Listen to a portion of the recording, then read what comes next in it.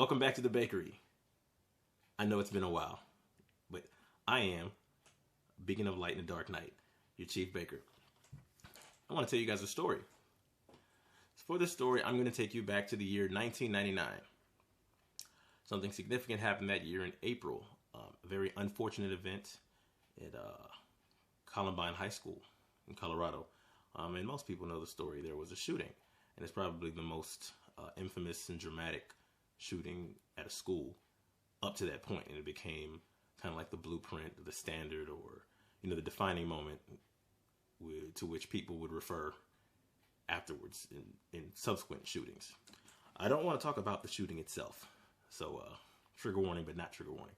I want to talk about my experience in high school, which was the following semester. So that was April. So now we fast forward to August 1999, and I am a freshman at Ross Shaw Sterling Senior High School in Houston, Texas, in a neighborhood community called South Park, right off of Martin Luther King Jr. Boulevard. So, I'm a short guy. I'm probably 5 feet even. I'm 130 pounds maybe. I'm definitely not muscular or anything. I'm short, small, puny, whatever you want to call it. Definitely a little bit on the dorky side. One of the things that made my high school experience enjoyable was that I was in a marching band, a Wall of Sound marching band under the direction of Joseph Whitson. What's going on, Mr. Whitson?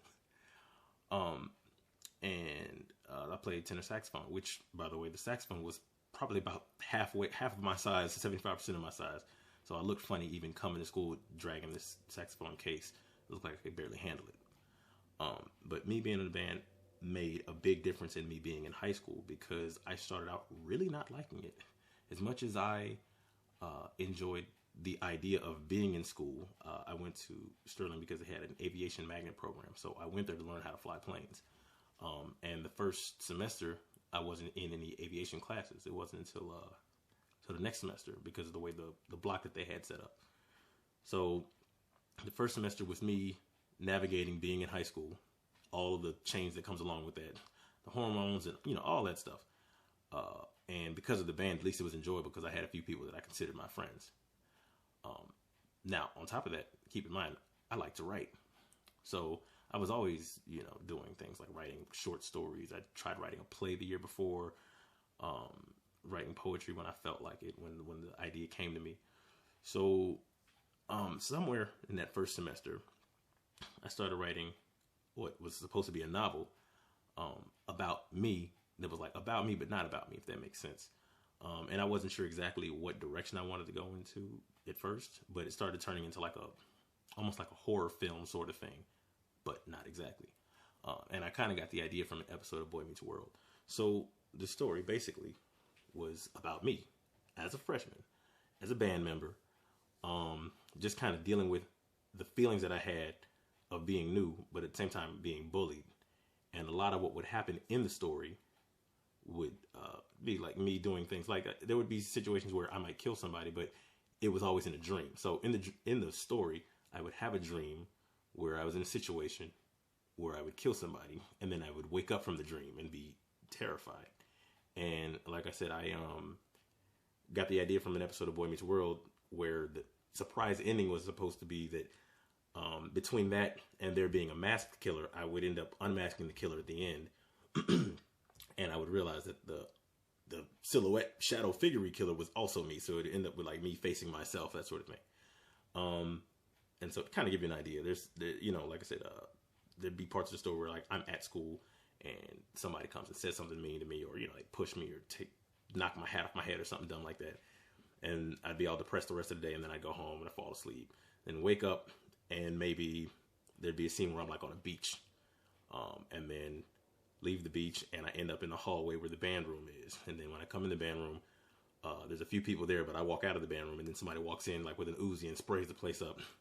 And I'm the only survivor, and I'm like, man, what happened here? But then there'd be other scenes where like I'm dreaming again, and I'm walking down the hallway, and remember there was one where I said I opened the closet door, and I saw a guy standing there with a sword. So I took the sword from him and I closed the door, but then I shoved the sword through the door and pull it out, and I see blood on the sword, and I hear a body fall, that sort of thing. And so, like I said, it was definitely kind of crazy sounding, just me describing it right now. But it's also, it would have also been a little bit shocking to hear at that point. But this was very obviously fiction. Mistake I made is that I used real names. So I used my real name. And all of the characters in the story were people that I went to school with. So, added layer to that. So, as a freshman, I had a crush on a senior. I didn't know she was a senior at first, but I had a crush on a senior. She was also a band member. She was a majorette, a twirler, a baton twirler. If you're not too familiar with marching band setups, but and I mean, she was pretty. And our first interaction was her asking to borrow like a sweater. We were at band practice, and she noticed that I had this like kind of thin, like long sleeve sweater. She asked if she could borrow that, and I was like, sure, I give it to her. And then at some point, I'm like, when practice was over, before it's time to go home, I was like, oh, I gotta get that sweater back. So I go back and politely ask her and everything, and I get mesmerized because I'm like, oh man, this chick is cute. Of course. So me liking her, but being super shy and not having any idea how to talk to somebody who's probably 17 and I'm 14, I'm working out that while I'm writing the story too, like trying to figure out ways to create situations in the story for my character and her character to get together. And because this is not complete without some element of nerdiness, I made use of acrostics in the story. Now, I'm writing all of this in a notebook, in like one of those 8x11 notebooks. Not the kind with the spiral spine, but like the regular whatever spine. And so like maybe every other page, I'd, arrange the text in a way that it would, have some sort of message like, can we talk? Or let's be together or something, dorky like that. But anyway, I was perfectly fine letting anybody read the story. Because people would see me, walking around with the notebook. They see me writing in the notebook. And they're like, hey, Bert, what are you doing? Oh, I'm working on this novel. And so, sometimes people would say, well, what's it about? And I'm like, oh, it's just about me as a freshman or me doing this or that. And so inevitably people would ask, hey, can I read it? Oh, yeah, sure. And I let a bunch of people read it. No big deal, right? Okay. So, mistake I made, because remember I said I'm using everybody's real names. My real name, everybody who's in the story is somebody that I personally know at my school, in the band, all that. So I let one guy read it one day. Now this is early in the second semester, so by now I've started like my aviation classes that I actually went to school for. I let a guy read it, and I ended up not going to band practice that day. So I'm gonna guess maybe it was like a Tuesday. I'm not sure. Next day, my cousin, who also was a freshman, he comes to me while I'm in my either aviation history or my meteorology class, but one of those aviation related classes. He comes to me and goes, hey, you remember you let such and such read the story? He went and told this administrator who went and got this administrator. So now they're probably coming looking for you. And I'm like, oh, great. Now they're going to think I'm a troubled school shooter and all that stuff like that. So I do what any 14-year-old panicked young kid would do in that kind of situation. I ripped the story to shreds.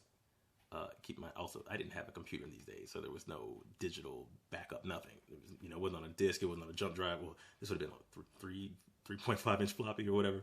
I didn't have any of that. It was done. It's done. Ripped it all up. When the administrators comes to pull me out of class, I think that same day, and we talk about it, and I'm like, I sell it. I'm like, hey, look, man, I'm a guy, I like writing, and honestly, I got a crush on this girl, and I was just trying to figure out a way to get her attention. All that other stuff was just some creative license. I really wasn't thinking that deep about it. It ain't, I ain't into nothing crazy. And he was like, oh, okay. I mean, we got to make sure if something crazy happened, you come up here and shoot everybody up, and they come ask us like, what did y'all know? We're going to be sitting here stuck. And I was like, man, it ain't nothing like that. I just like writing. So bad news is now my only manuscript is destroyed. I remember I tried maybe a week or so after that. I got another notebook and started trying to pick up where I left off. And I wrote a disclaimer in the front and said, this has nothing to do with what happened in April 1999 in Columbine, in Littleton, Colorado. There we go. It's the name of the city. But it just never came together. But man, it's crazy. For so many reasons. And one of the craziest things about it is the way urban legend takes over. Because this was my freshman year of high school.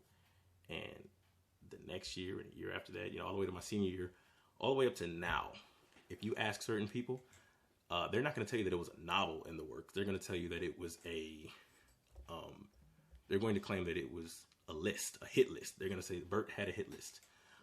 One guy in particular, still to this day, will say that not only was it a hit list, but that I showed him the hit list and that he was the second name on that list. That's what he'll tell you. So that's kind of funny. And I mean, it just is what it is. But yeah, it's funny. I really liked writing. I still like writing. And I don't know if I have since then I don't know if up to that point or from that point till now, I don't know if I've written anything that in my opinion was as good as that story was. So to give you some more examples, okay, like I said, there's a scene where, well, first let's go back to, you remember how I said that there'd be a part in the dream where I'd be on a beach. Symbolism. So beaches with white sand. I'd never actually seen a beach with white sand in person at that point. You know, I was 14. I hadn't really been anywhere. I've only seen Galveston beaches. And if you're from Texas, you know about Galveston. It's not a beach you brag on. But I'd seen it on TV a couple of times or whatever. And so the way I described it, I would say it was like a white sandy beach. And the water was the same color as her eyes, because this girl that I had a crush on at the time, she had like a kind of light green turquoise kind of color eyes or whatever. So that was symbolism, like the way I described it. I was like, the white sand and the water was the same color of her eyes. And then some kind of way, you know how in dreams, a lot of things don't really make sense. So you'll be on like a bus, and then when you step off the bus, you're like on a train or, something stupid like that. So the transition was always that I would be on that beach, sometimes with her, sometimes not. But then I would walk somewhere and end up in the band room. And then maybe I would hear like a piercing shriek or something like that. And the shriek would be so loud, my ears would bleed or something.